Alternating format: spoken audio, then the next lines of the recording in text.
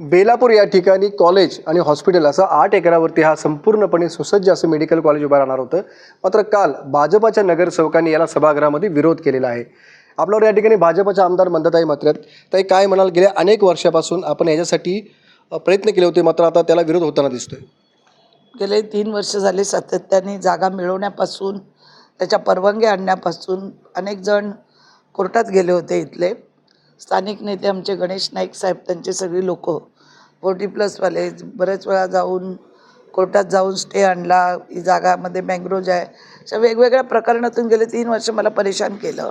आणि आता काय केलं, जशी महासभा आली पहिली, त्या सभेमध्ये एका नगरसेवकाला अपक्ष घेऊन त्याचे कोरे लेटर पॅड मागवले आणि त्याच्यावर सह्या करून घेतल्या आणि हा प्रस्ताव आणला. त्यांनी स्वतः सांगितलं आम्हाला हे, आणि त्या सह्या करून हा प्रस्ताव आणला.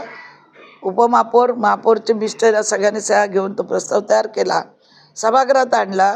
मला एवढंच सांगायचं आहे, जी लोक करतात ते त्यांच्या खांद्यावर बंदूक ठेवण्यापेक्षा तुम्ही मर्द आहात ना, मर्दासारखं माझ्याशी लढा ना. मी एक महिला आहे, मी काम करणारी महिला आहे, सत्य बोलणारी महिला आहे आणि प्रामाणिकपणे काम करणारी आहे.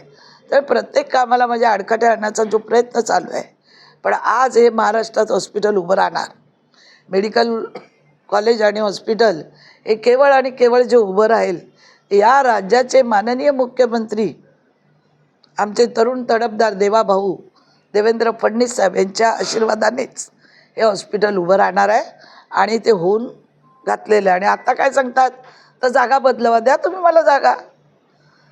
8 एकर जागा कोण तुम्हाला काय खेळायला मैदान देणार आहे? जे लोकांना मूर्ख बनवायचं, बाहेरची लोक आणून इथे मोर्चे काढायचे.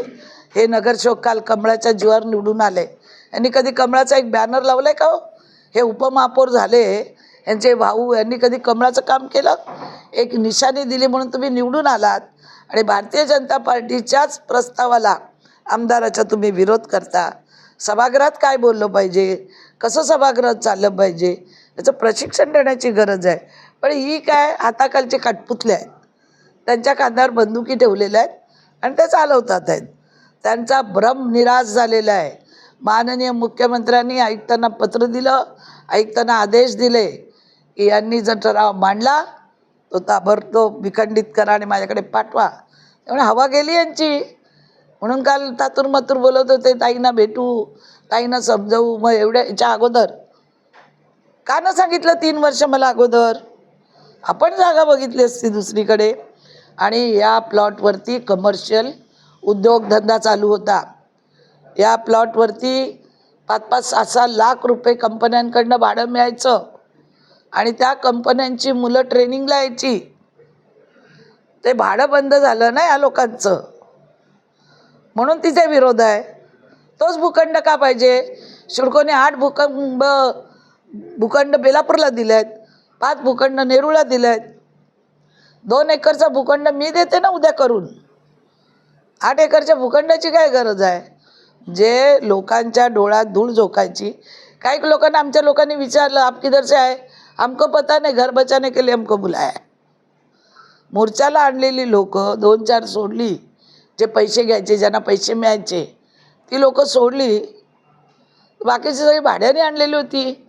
वाशीची झोपडपट्टी, बांगलादेशीय. आता हे जे हॉस्पिटल उभं राहणार आहे, किती एकरवरती आहे, काय किंमत आहे, काय स्वरूप असणार आहे याचं?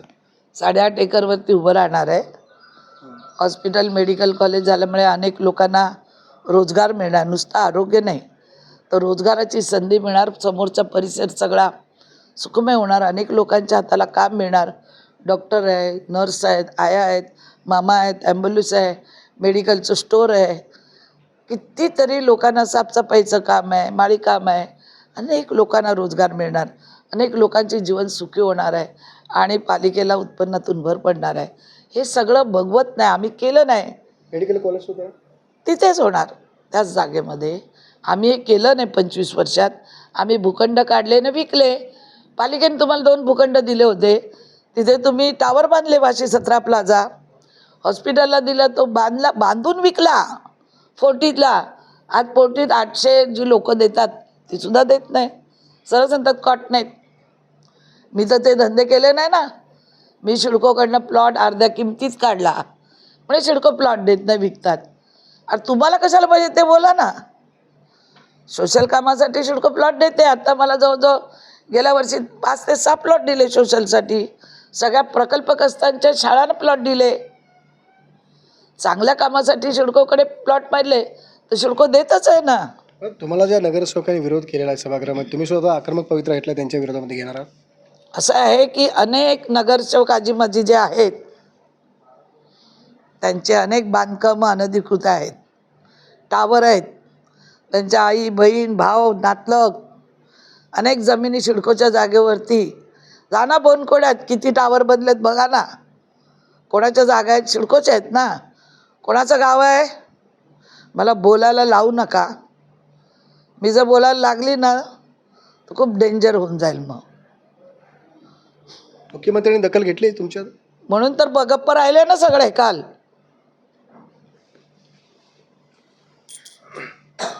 मंदाताई म्हात्रे आता यांनी आक्रमक पवित्रा घेतला असून पालिकेच्या या हॉस्पिटलवरून आता मंदा म्हात्रे आणि गणेश नाईकांचा परत एकदा या ठिकाणी कलगीतुरा सुरू झालेला आहे. विनायक पाटील, एबीपी माझा, नवी मुंबई. एबीपी माझा, उघडा डोळे बघा नीट.